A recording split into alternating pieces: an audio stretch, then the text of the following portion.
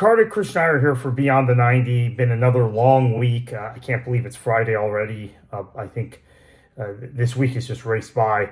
Lots going on, and next week is another intense week, right? We've got USL match day, both on the men's and women's side, starting tonight on Friday with a big matchup between Tulsa and Sacramento, and then U.S. Open Cup Tuesday and Wednesday of next week, followed up by another match day. So really just incredibly busy here. We're trying to keep on top of everything for you in the lower division space here at Beyond the 90. Sometimes things fall through the cracks because things are happening so quickly. One of the things that has happened this week, and this is specifically Florida related, hence this is Florida Soccer Report of video and podcast, is Club de Lyon's move to NPSL for the summer of 2025 as well as the summer of 2026. A number of you have related to me privately your confusion over this because I've talked to the club and we're going to have more details, more conversations with the club in the coming weeks on the Florida Soccer Report and on Beyond the 90. But if NISA really is having a fall tournament, why is Club de Lyon playing in the summer of 2025 in NPSL? Why do they plan to play summer 2026 in NPSL as well? First off, I think it's important to understand that I had been in this position myself when the NASL lost second division sanctioning in 2017. We turned around in 2018 and said, the league said, we're going to not play until the fall. So because we said we weren't going to play until the fall, of course, the NASL never kicked the ball again, and we know about the lawsuit, etc. And the antitrust suit had been filed against U.S. Soccer and Major League Soccer by that point. The NASL clubs that had players under contract, which were the New York Cosmos, Jacksonville Armada, Miami FC. I think that was it, right? Because Indy 11 and the Carolina Railhawks had moved, or North Carolina FC had moved to USL by that point. And Puerto Rico was on hiatus because Hurricane Maria. Edmonton had moved to the CanPL. San Francisco had folded. Fort Lauderdale had folded. Oklahoma City had folded. So that was kind of where we were.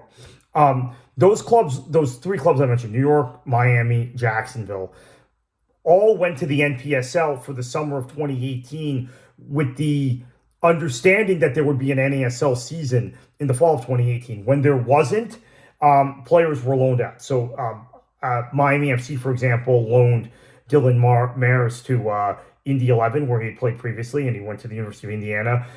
Daniel Vega to the Tampa Bay Rowdies. So they all got to play in USL. Club de Lyon is in a position where they don't necessarily have players under contract, but they have an academy, and they have a system of local players that they need to have get games. So they've gone to NPSL for the summer of 2025, similarly with the understanding that NISA is going to play in the fall of 2026. So very similar, or somewhat similar, because they don't have the long-term player contracts, right? Miami FC in particular had guys under 3 and 4 year deals and had to do something with them. So played NPSL and then loaned a lot of those guys back down into USL. Jacksonville had a lot of guys under contract, but they were their contracts were expiring at the end of 2018, so they were freed of most of those players after. New York Cosmos, something very similar. A lot of professional players, but they hadn't signed them to 3 and 4 year deals the way Miami FC had. Club de Lyon needs to get games for their players in their academy. They need to get games for their players in general. And, you know, you could argue, actually, the Sunshine Conference of NPSL is sort of weak. But if you get into the national NPSL playoffs, you could argue the level of competition is higher than you have in NISA at times. NISA is a professional league, NPSL is not. I understand that, but I've seen plenty of both in person, and I can tell you the standard in NPSL often is higher. And the league is run more professionally, has always been run more professionally than NISA. So this is a good move for Club de Lyon. Now, if they are successful, if NISA is successful, and we're going to have more reporting on this, Callum Ewing and myself, in the next week or two at Beyond the 90, and at Southeast Soccer Report, Callum's website.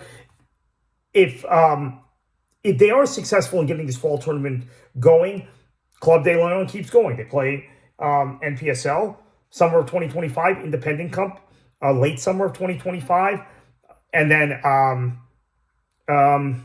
NISA's fall tournament, fall of 2025, and then spring of 2026, and then summer of 2026 back to NPSL. Now, if NPSL does not come together, and I think it's a big if, it's a big if, and we're gonna ask some hard questions and get some serious answers.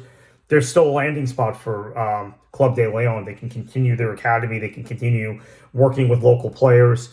NPSL is a great place, high level place to play over the summer. Maybe they find other places to play, to have their players play in fall and spring if NISA isn't around. That's my analysis of it. But this gives Club de Lyon a long-term anchor, because what I think we see in terms of NPSL in Florida is Naples is going to be there.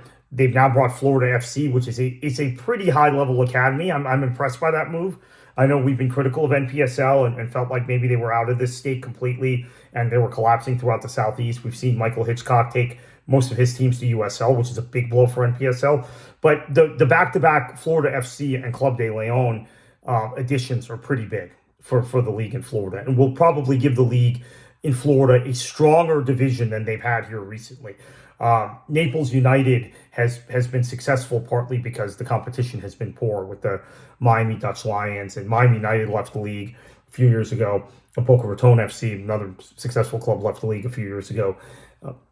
Central Florida Panthers, who had really great technical direction, they left the league. So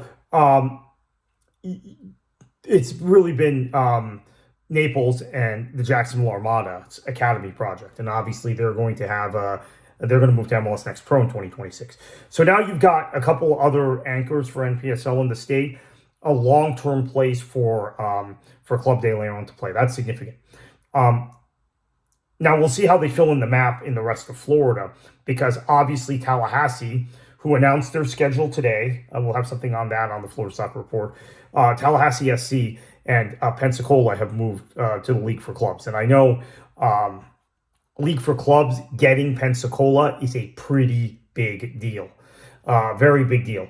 There was, from my sourcing, some pessimism about that. They thought that club was headed to USL League 2. Big club, big coup for the League for Clubs to get them. Tallahassee, we talked about with their club founder and president Chris Petley a few weeks ago here on the Florida Soccer Report. That was a really big deal as well. So in the really competitive landscape in Florida, League for Clubs and NPSL, and of course USL League 2, with both their North and South Florida divisions doing really well.